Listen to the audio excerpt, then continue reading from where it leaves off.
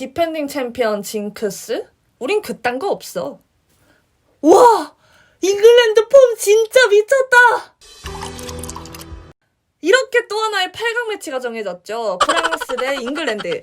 프랑스의 오늘 새벽에 있었던 폴란드전을 보면 확실히 이길 자격이 있었던 프랑스입니다. 폴란드를 3대1로 꺾었고요. 우선 프랑스에 대해서 간략하게 이야기를 해보도록 하겠습니다. 프랑스는 4-2-3-1 포메이션으로 나왔죠. 폴란드는 4-1-4-1로 나왔습니다. 히트맵을 먼저 보면 프랑스는 역시나 은바페 선수와 덴벨레 선수의 자리가 굉장히 진하게 보이는 것을 볼 수가 있고요.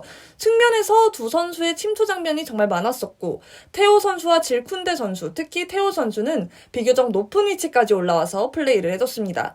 폴란드는 히트맵과 함께 보면 전반의 몇 장면을 제외한다면 이렇다 할 공격 기회가 적었었고 수비 진영에서 볼을 많이 돌렸음을 알 수 있죠. 이는 프랑스가 전방 압박을 적극적으로 가져가지 않았기 때문에 압박이 없는 상태에서 소유권을 유지를 하고 있었습니다. 그러나 높은 위치까지 올라와서는 소유권을 내주곤 했었죠. 기록상으로 보면 슈팅 횟수는 프랑스가 16, 폴란드가 12로 크게 차이가 나지 않습니다만 유효 슈팅이 각각 8대3으로 2배가 넘게 차이가 납니다. 레비에게까지 볼이 잘만 연결됐다면 유효 슈팅이 더 나오지 않았을까 생각이 들지만 박스 안에서 레비에게까지 볼이 오는 장면이 너무 적었고 레반도프스키도 많이 내려가서 수비 가담에 도움을 줬습니다. 확실히 슈팅수로만 봐도 프랑스가 훨씬 위협적인 공격을 했음을 알 수가 있습니다. 점유율은 55대45입니다. 프랑스는 점유율 자체로도 우위를 가져가지만 효과적으로 공격을 하는데 볼을 소유를 했었습니다. 폴란드는 전반까지는 전방 압박을 강하게 가져가면서 프랑스를 흔들었고 미드필더 진영에서도 프랑스보다 더 많은 움직임을 가져가면서 생각보다 잘 풀리는 듯 했습니다. 전반전에 위협적인 장면들도 몇 차례 나왔었지만 골로 연결시키지 못했었죠. 솔직히 이때 폴란드가 선제골을 넣었더라면 다르게 흘러갈 수도 있었던 경기라고 생각을 합니다. 한 골을 뒤진 폴란드가 미드필더와 수비수 대신에 공격 자원을 교체 투입을 하면서 공격에 무게를 실은 게 독이 됐죠. 폴란드 수비진의 견고함이 떨어진 것을 확인한 프랑스가 파상 공세로 추가골을 넣으려고 했고 후반에 29분에 은바페의 득점포가 터지면서 스코어가 2골 차로 벌어졌습니다. 폴란드는 어쩔 수 없이 골이 필요한 상황이었기 때문에 라인을 올렸었는데 그게 프랑스의 엄청난 공격수들을 상대로 오히려 독이 되었다고 보면 되고 라인을 올리면 뒷공간에 대한 리스크가 너무 크기 때문에 강력한 압박을 넣어서 소유권을 계속 가져갔어야 하는데 후반에 갈수록 압박의 강도가 너무 낮아졌다는 점이 아쉬웠습니다.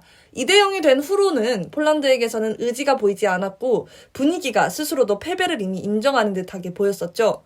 프랑스 정말 강력한 우승 후보라고 생각이 듭니다. 이렇게 약점이 안 보이는 팀이 또 있을까 싶어요. 은바페와 덴벨레의 침투, 정교한 컷백, 지루의 슈팅과 침투와 헤더, 그리고 그리즈만의 플레이메이킹, 예술적인 패스, 수비 라인의 발안을 중심으로 한 헤더, 안정적인 수비, 정말 강력한 공격력을 지닌 우승 후보라고 생각이 듭니다. 8강에서 잉글랜드랑 만나게 되는데요. 두 팀 다 팀빨이 말이 안 되잖아요. 너무 기대가 되고요. 역시 8강부터는 이제 이렇게 엄청난 빅매치가 나오는 듯 합니다.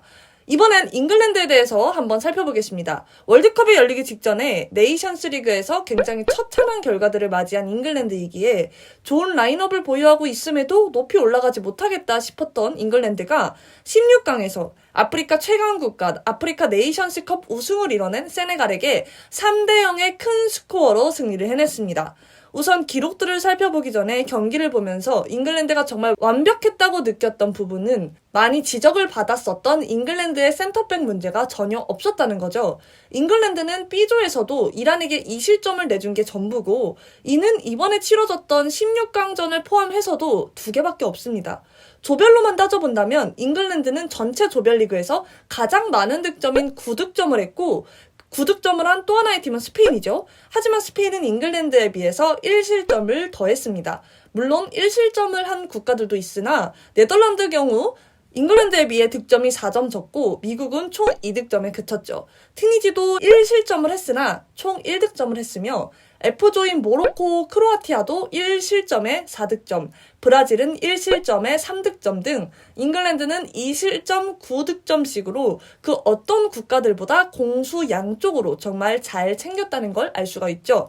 또 맥과이어와 스톤스를 기용했지만 단점이 최대한 보이지 않게 사우스게이트 감독이 수비에 고민을 많이 한 흔적들이 경기 내내 보였습니다. 또한 정말 눈에 띄는 선수들, 해리케인 선수 정말 상대 수비들을 받아내면서 공은 지키고 미드필더 같은 질 높은 패스, 언제나 골을 넣을 수 있다고 골키퍼에 경고한 듯한 강력하고 정확한 중거리 슛과 슈팅, 정말 완벽했습니다. 정말 잉글랜드의 주축이 되어 활약했다고 해도 과언이 아니라고 생각을 하고요. 또 모든 빅클럽들에게 수많은 러브콜을 받고 있는 도르트문트 소속인 주드 벨링엄 선수 역시 정말 좋은 어시스트와 움직임, 패스, 저번에 헤딩골까지 자신의 주가를 엄청나게 올리고 있는 선수죠. 눈에 정말 띄었고요. 라이스 선수, 사카 선수, 포든 선수 등 이미 정상 반열에 있는 선수들까지 강력한 라인업만큼이나 좋은 전술까지 더해지니 잉글랜드는 사자 등의 날개까지 달렸다라는 표현을 해도 될 것 같습니다.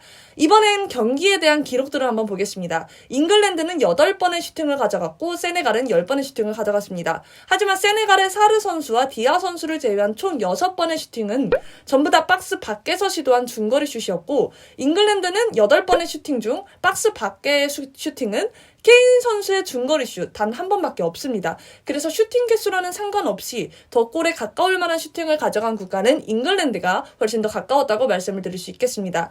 이 말을 증명이라도 하듯 유효 슈팅은 슈팅의 절반씩이나 되는 4번을 가져갔고 반면 세네갈은 10번 중 1개의 슈팅만이 유효 슈팅으로 기록이 되었습니다. 정리를 한번 해보자면 양 팀의 슈팅 개수는 비슷하나 슈팅의 질이 달랐다고 설명을 드릴 수 있을 것 같습니다. 그리고 잉글랜드는 공 소유권마저 높았는데요. 62%, 세네갈은 38% 이렇게 가져갔습니다. 패스 횟수와 성공률도 세네갈을 앞섭니다. 파울 횟수는 잉글랜드가 더 많으나 옐로 카드는 세네갈만이 받았죠. 카드는 안 받을 만한 깔끔하고 위험하지 않은 상황에서 잘 끊어냈던 잉글랜드라고 볼 수 있겠습니다. 히트맵을 보면 자주 이용한 왼쪽 부분은 벨링엄 선수의 영향이 굉장히 크고 중앙도 이용을 했지만 왼쪽 측면에도 자주 가면서 도와준 케인 선수의 영향도 큽니다. 또 너무 당연하게도 루크쇼 선수의 터치의 영향력이 저 자리에서는 정말 강했고 정리를 해보면 루크쇼 선수의 터치 횟수가 상당히 잦아 저 자리를 많이 이용한 것으로 나타나고 벨링엄 선수와 케인 선수도 저 자리에서 터치를 자주 가져갔습니다. 또 우측에서는 라이스 선수, 핸더슨, 워커, 사카 선수가 저 지역에서 자주 터치를 가져갔습니다. 또 굉장히 놀라운 점은 득점을 3개씩이나 해놓고도 공격 쪽에서의 터치가 비교적 낮았다는 것인데 이는 미드필더 쪽에서 전개를 이어나가고 공격 쪽에서는 간결하게 마무리하는 것을 선호했다고 설명을 드릴 수 있을 것 같습니다. 3대1의 스코어로 승리했던 프랑스의 히트맵과는 완전히 다르죠. 프랑스는 골을 넣기 위해서 매우 공격적인 지역에서 터치를 자주 가져갔지만 잉글랜드는 공격 전개를 공격적인 위치보다는 조금 더 아래쪽에서 전개를 진행을 많이 했습니다. 간단하고 빠르게 슈팅과 골을 가져간 셈이라고 볼 수 있죠. 두 국가 다 너무 잘했고 색깔이 너무 다르게 명확하기에 어떤 게 낫다기보다는 정말 차이라고 말씀을 드릴 수 있을 것 같습니다. 자, 프랑스 대 잉글랜드 양팀 간 전적은 17승 9패 5무로 잉글랜드가 앞섭니다. 하지만 프랑스의 어마무시한 공격력은 무시할 수가 없죠. 잉글랜드가 라이스와 벨링엄, 핸더슨을 중심으로 중원에서 우위를 점한다면 충분히 앞설 수 있다고 생각을 합니다. 하지만 프랑스의 중원도 포그바와 캉테가 빠졌음에도 불구하고 추네인과 라비오 선수가 너무 기대 이상을 보여주고 있기 때문에 쉽지 않아 보이긴 합니다. 또한 잉글랜드의 센터백들이 현재 잘해주고는 있지만 음바페와 덴벨레를 잘 막아낼지도 의문이 들긴 합니다. 저는 EPL의 팬이기 때문에 잉글랜드를 응원을 해서 잉글랜드의 승리를 예측을 하겠습니다. 프랑스의 공격이 너무 세긴 하지만 중원에서부터 탄탄하게 쌓아가면서 사카, 레시포드, 케인처럼 좋은 피니셔들이 해결해줄 수 있을 거라고 생각을 해요. 하지만 너무 막상막하라 팬심을 빼고 본다면 누가 이길지 모르겠습니다. 시청해주셔서 감사합니다.